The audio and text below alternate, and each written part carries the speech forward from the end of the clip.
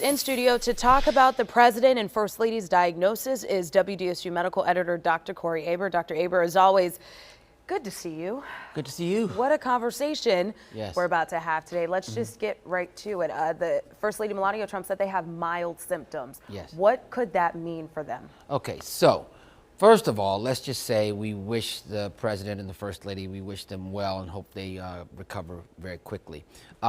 Mild symptoms from this COVID-19 vary. They're all over the place, meaning very flu-like symptoms, runny nose, cough, congestion, a loss of taste, a loss of smell, some numbness and tingling, shortness of breath, diarrhea. It's literally all over the place for mild symptoms. Now, when we start talking about moderate symptoms, those symptoms tend to be very severe shortness of breath, high fevers, myalgia, meaning really bad body aches, and then obviously on to severe symptoms where you have a lack of oxygen, you have to go inpatient.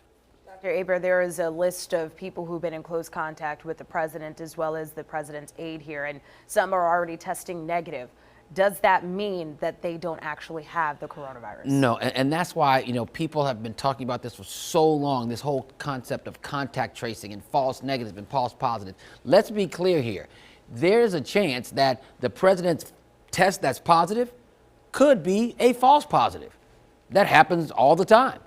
Also with the first lady, her test could be a false positive. Now, because they have the best and the brightest right around them testing them all the time, I doubt that, because if they had a positive, they would probably do it again and again to make sure it was positive before they announced it to the American people. However, the people that are around them that are testing negative, they could have a false negative, which we know was at 15% when we first started this whole fiasco of COVID-19. But more than that, if you were around the president yesterday, day before yesterday, you may not have had enough antibodies in your body that have been replicating high enough to show on that test. So you could be a negative and then just not positive yet. So we have asymptomatic, and then we have patients that don't have symptoms, and pre-symptomatic, meaning that you don't have symptoms yet.